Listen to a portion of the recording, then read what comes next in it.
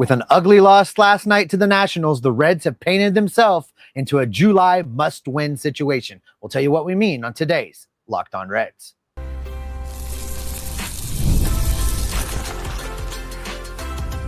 You are Locked On Reds, your daily Cincinnati Reds podcast, part of the Locked On Podcast Network, your team every day. Welcome into the Locked On Reds podcast. My name is Jeff Carr. His name is Steve Offenbaker, and we are lifelong Cincinnati Reds fans. We've been podcasting about this team for a combined 14 seasons, and we're glad that you're alongside us here today. Locked On Reds is part of the Locked On Podcast Network. We are your team, your Cincinnati Reds, every single day. And on today's show, we are going to dig into the awesome uniforms that were unveiled about the Speedway Classic for the Cincinnati Reds. They clearly have already gotten a leg up on the Atlanta Braves. We'll discuss that later on in the show. The Cincinnati Reds should absolutely pursue a reunion with Eugenio Suárez, and I'll tell you why in just a few minutes. But we will begin with what was a very annoying, disgusting, disappointing. There's a lot of adjectives that we can use, but the game stunk. It was bad, but ultimately it's one of those games that I think a lot of people go a little bit too far with, because sometimes you just lose. Sometimes you don't have your best stuff. Brady Singer clearly didn't have his best stuff, and the main thing that I take away from the Reds' loss to the Nationals on Monday night is I'm going to be really more mad on Tuesday if they lose that game, and if they lose on Wednesday, because if you win this series, Monday doesn't matter. Yeah, and when we talk about this, sweeps are hard. Sweeps in baseball are hard. That's why it's a big deal when teams do it. But looking at the Cincinnati Reds team, hopefully that's the one loss and they've got it out of the way. They do need to win the next two. They need to keep the momentum going. Losing this series to the Nationals completely undoes what they did in New York to begin the second half. Completely wipes it out, makes it not matter. So the Reds need to come out. Now, I wonder if Brady Singer had a little too much rest, a little bit too much disruption to his routine. I know Cowboy was talking about having that much time off from between starts with the All-Star break. So we just don't know.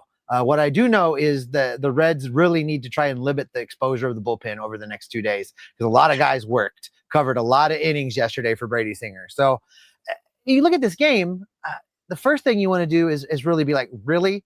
We let the Nationals score 10 runs. But also look at the fact that the Reds managed to scratch out 8. They tried their best to stay in this game and remain in it. They just never really could quite dig out of it. And I'm with you. I'm upset at the loss, and I really feel like they had an opportunity here to win some people over and continue to drive that narrative forward, and they blew that. Well, now they have an opportunity to start a new streak, a new trend. Let's go out and win this series, because if they do, then last night's loss doesn't mean very much. Yeah, and that's the thing, too, is that this loss now kind of turns Tuesday and Wednesday into must-wins. As weird as that sounds, for 2 games in Washington in the middle of July, but they are. And because if they end up losing one of these 2 games, even just one of the 2, let's not even broach the idea of becoming the final team to get swept in the season in the major leagues. If they just lose one of these next 2, then you do have to wonder how aggressive they're going to attack the trade deadline. You do have to wonder if they're going to catch the Padres, and if they're going to catch the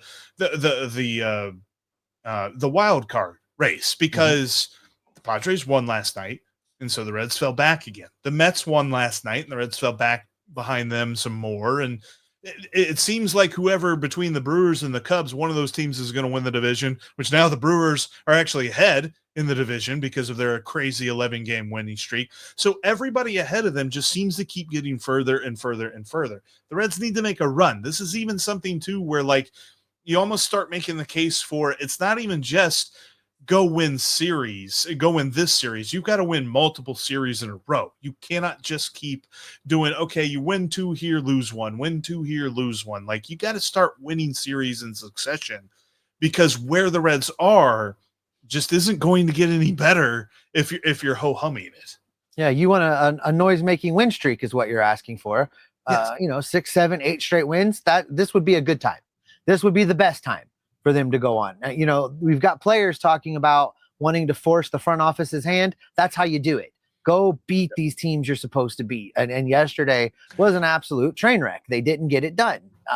If they want that narrative to have some life, they can't have games like they had last night. They've got to win a bunch of games in a row. You're right. And to that point, I think that there were some details really early on. And I know it sounds crazy to believe that in the bottom of the first inning, this game flipped, but I believe it did. With the very first batter, C.J. Abrams was at a full count, and Brady Singer made a beautiful pitch that hit the low and inside corner, but Jose Trevino didn't catch it.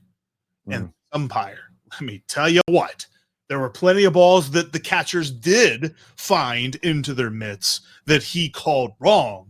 But this was one where it's like, if from the vantage point of the umpire, if the catcher can't catch the ball, it's not a strike. And that's what happened on this pitch. C.J. Abrams walked. Very next pitch, James Wood hits into the gap for a double, and C.J. Abrams scores. And then from there, the floodgates opened. I believe that this turned on that one pitch, and then Brady Singer never figured it out after that because his confidence was shaken.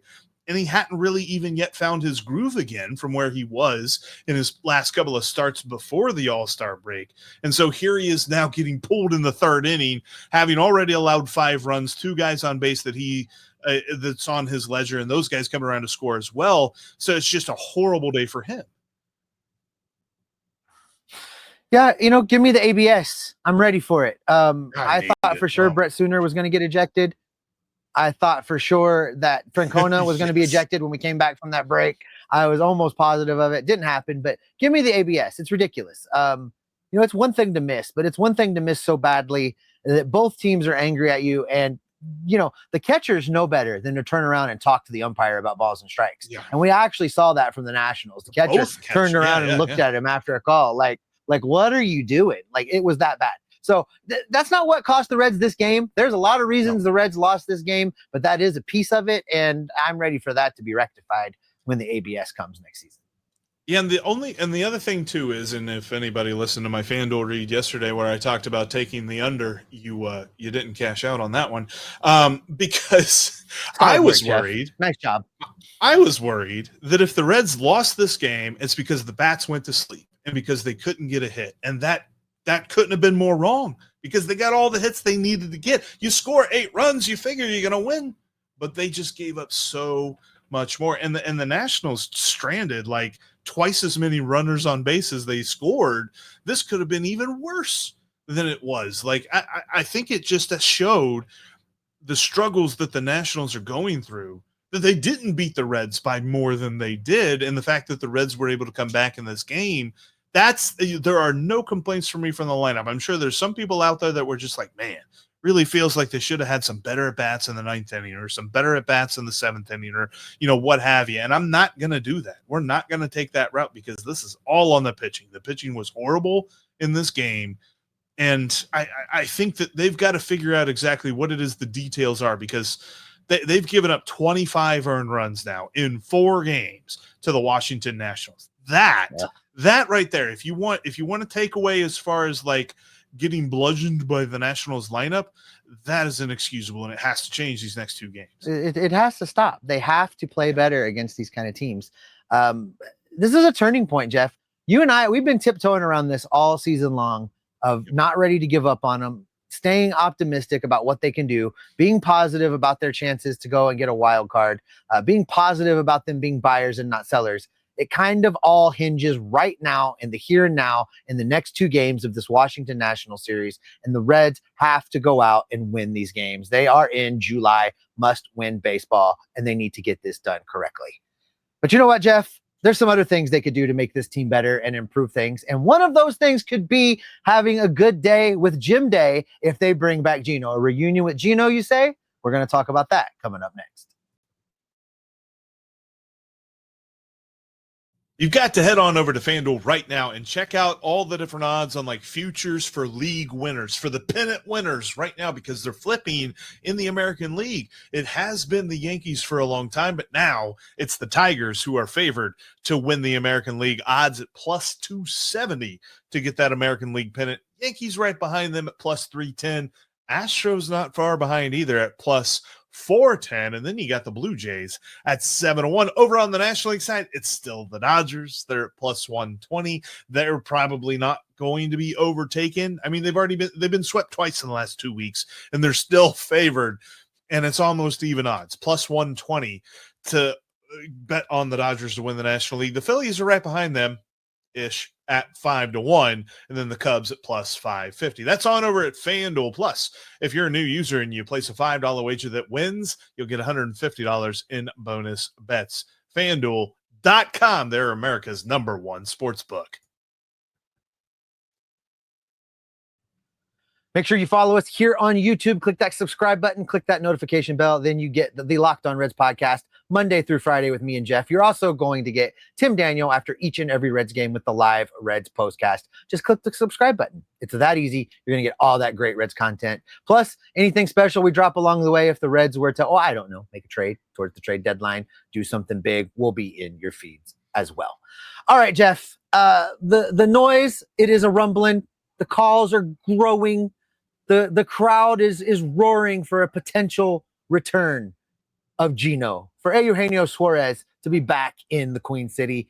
You recently wrote a piece about this, so I'll just throw it right at you. Is this even a viable possibility?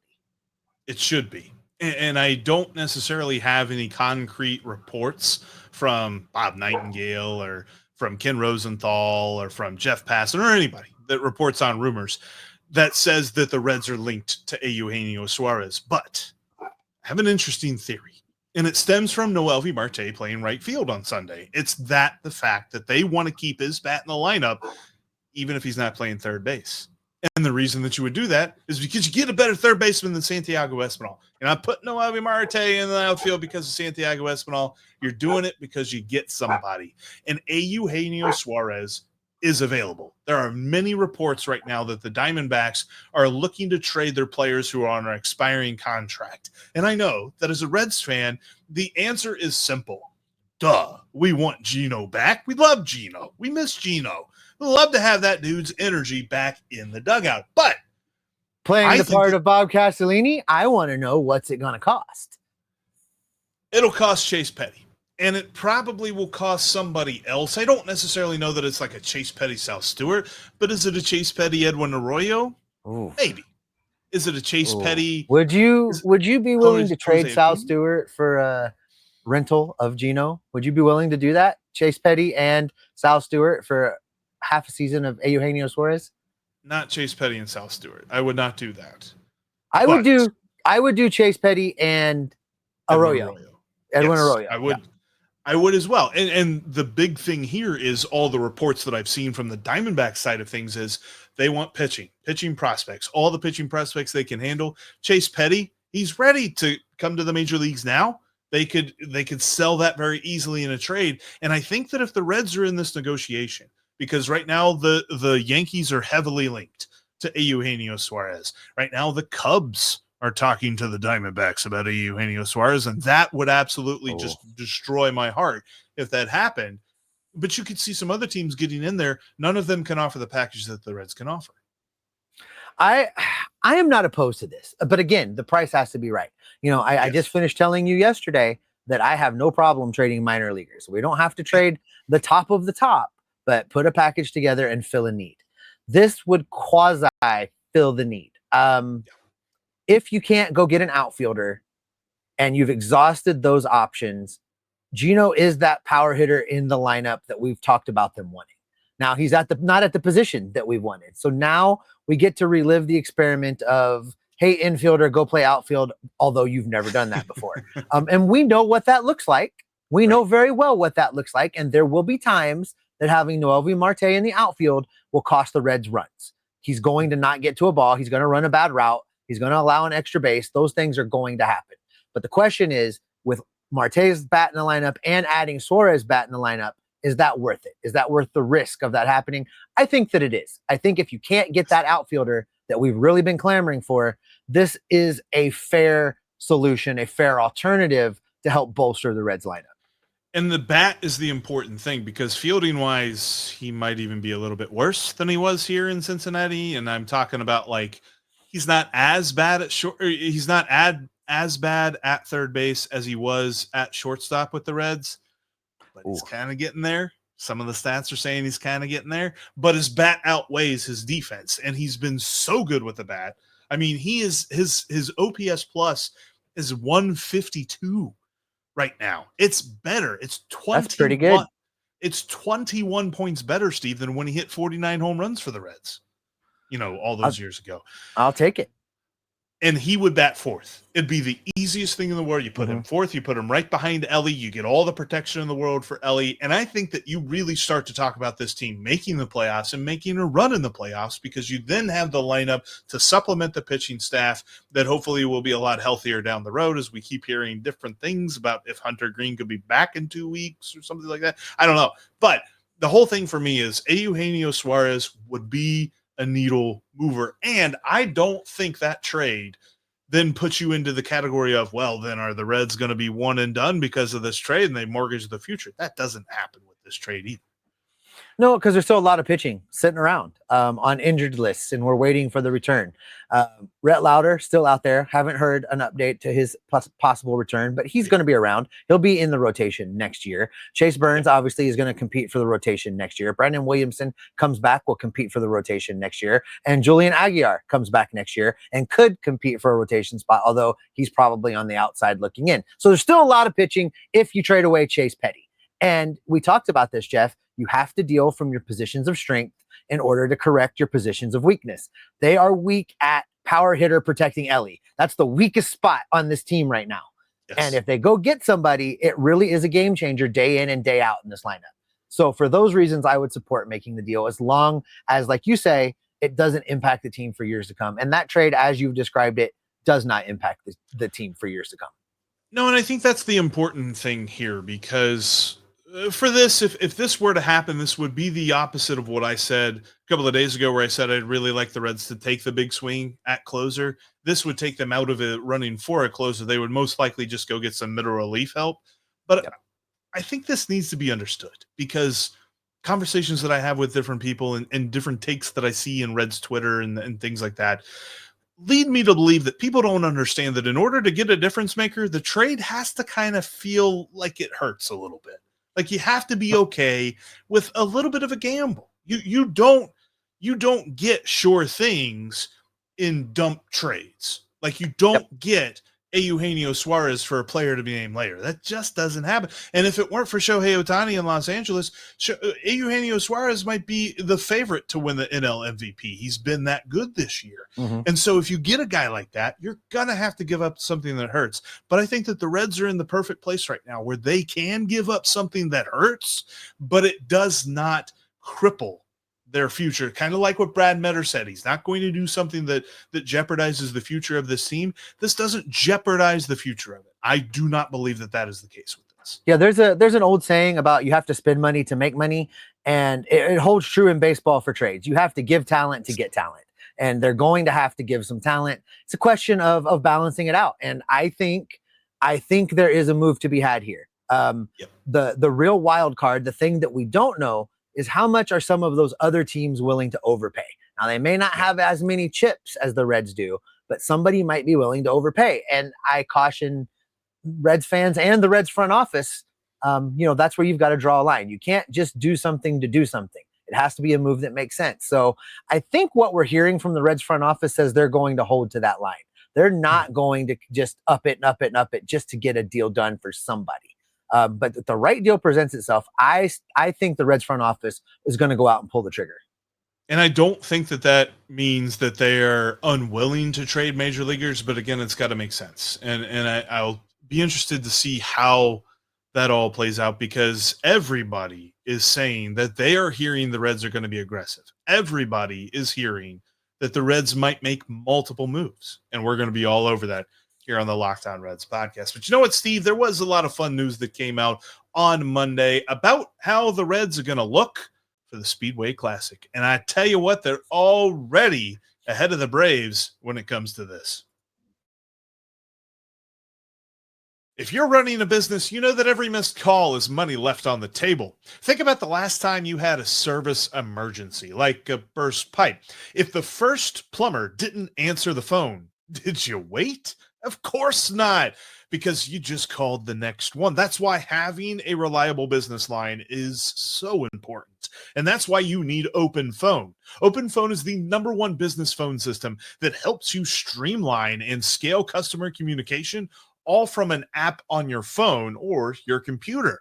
If you've juggled 2 phones just to keep up with business and personal calls and making them all separate, Open Phone solves that instantly. Open Phone is offering Locked On listeners 20% off your first 6 months at openphone.com/LockedOnMLB. That's OPENPHONE.com/LockedOnMLB. And if you have an existing number with another service, Open Phone will port them over at no extra charge. Open Phone, no missed calls, no missed customers.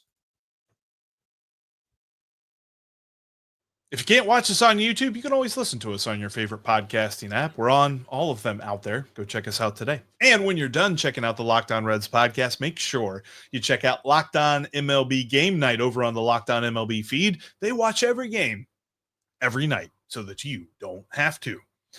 All right, Steve, we're looking forward to Chase Burns pitching tonight. We're going to react to that. That's going to be on our next Locked On Reds podcast, so make sure you join us there. If we're talking about a preview and what we expect from that, don't walk anybody.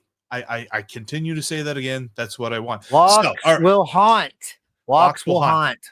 Chase Burns preview over. Let's look at this amazing uniform combination that the Reds have for the Speedway Classic.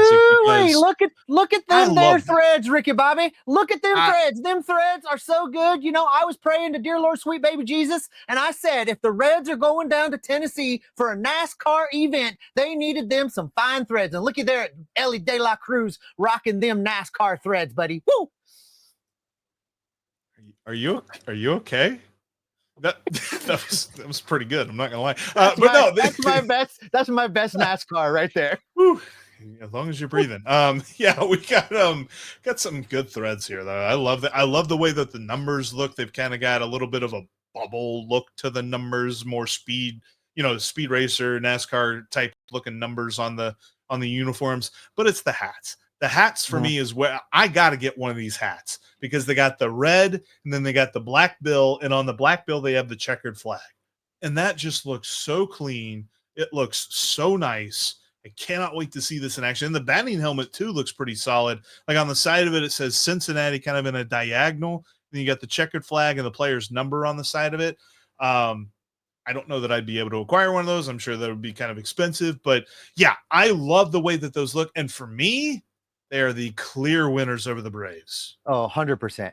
100%. Listen, my Will Ferrell impersonation notwithstanding, Jeff, I'm really excited about this. I'm excited to be down there in Bristol. There are so many of us that we know throughout Reds country that are going to this game in Bristol. I can't wait to get there and see everybody and have this party that's centered around baseball and this collaboration between baseball and NASCAR. If you'll throw the Reds jersey back up there for the YouTube folks, I'm going to tell you what I like about these, Jeff. I like that, first of all, you can instantly look at that and know we're talking about the Cincinnati Reds. The spirit of the Reds uniform remains. It's very true to what the Reds do and what their look is. But you look at the numbers, you look at the way they've been redesigned. These are redesigned to look like NASCAR numbers straight off the car. And I really like that incorporation of the numbers off the cars, the checkered flag across the bill. I think this was a very, very well done collaboration between those two entities, Major League Baseball and NASCAR. There was really an opportunity here to overdo it and to go too far, lean too hard into it. And they really got it done right. I think this is a crisp, clean look that celebrates both the sports for a fun event held at a historic venue that's going to be a great time. And I think Major League Baseball did a really good job with this. Yeah, and for any Jersey junkie out there, and for anybody listening as well and didn't get a chance to see the picture of it, not seeing the picture going around social media or something like that, the numbers are stitched. They're not like iron-on patches or anything like that, which I think is a really good thing that they've done. Like, remember the uniform fiasco that we had last year whenever they outsourced or whatever they did, the company that they switched to, and it looked horrible. Like, it feels like they've kind of come back in a big way this year with the uniforms. And this Speedway Classic is going to be such a vibe. And quite frankly, I'm looking for a couple of events. I really hope that the Reds win, obviously, but I want to see Ellie hit a home run and how loud that place is going to get. I want to see Ellie get a steal. I want to see some strikeouts. I want to see some great plays because I don't know exactly how many people. I know that any NASCAR speedway has a capacity that is crazy higher than Great American Ballpark, but we're probably going to be talking about close to like 80 to 100,000 people at this thing. And so it's going to be wild. It is going to be a party. And don't forget, there's the pregame Tim McGraw concert with Pitbull, right? Pitbull. Yeah. Pitbull and Tim McGraw in a pregame concert. There's going to be tons of activities going on outside of the ballpark. This is going to be a fun event. You know, there's a lot of people that are like, I don't know about going all the way down to Bristol for a baseball game. It's more than just the baseball game. It's going to be an opportunity to get to see people all in one place from all over Reds country in a central location to celebrate this sport, to celebrate this team. And I am super excited about it. I can't wait to get down there. It's going to be fun. Yeah, it's going to be a good time. And I mean, that's kind of at the end of a long stretch here. This is going to be after the trade deadline. It's going to feel like they're exhaling after whatever the trade deadline pretends. And hopefully it does bring new players onto the team to really bolster the roster. But at the same time, like, think about that. If they do make a big trade, could be a Eugenio Suárez in a Reds uniform for the Speedway Classic. We could be talking about, you know, some nice pitchers or something like that. Maybe they do get that outfielder. Maybe they go and they get Ramon Laureano, or maybe they surprise me and they go even bigger for an outfielder that they could go acquire. But I feel like this is going to be that kind of a moment where the season is going to change. And this will be that last moment before the season ultimately gets to where it's going to be toward the playoffs and toward the end of the year. And I'm really hoping this is a jumping off point for them and not the shutting down point, where it feels like so often in our lives as Reds fans, we've seen too much of that shutdown moment. Like a Speedway Classic, you're talking about fast cars, you're talking about going fast and, you know, winning races and things like that. Sounds like the perfect jumping off point for me. Get the ninjas going, man. For sure. They're going to be heading right out of that game, Jeff, into really the dog days of summer, August and September, in a stretch drive playoff run that the Reds can win. I can't wait. Let's do it. Let's go. Start your engines. I love it. And that'll be the way that we end today's podcast. Thanks, everybody, for checking out today's Locked On Reds podcast. If you're not subscribed, become an everydayer and hit that subscribe button here on YouTube and on your favorite audio podcasting platform. When you do, you also get the Reds postcast with Tim Daniel live at the end of every ball game, because we cover the Reds from every single angle possible. Like we said, trade deadline coming up. We got Chase Burns' reaction to his next start on tomorrow's show, so make sure you join us for that, because we will be Locked On Reds every single day. Oh, Ricky Bobby, it's not every day I get you, but I got you. Yeah, you think that Kevin James is gonna like start the game off or something like that? You know, that clip that he did where it's just like, God bless America, God bless our troops, and gentlemen. I'm just kidding. I'm not gonna yell that loud into the microphone, I promise. Gentlemen, start your engines.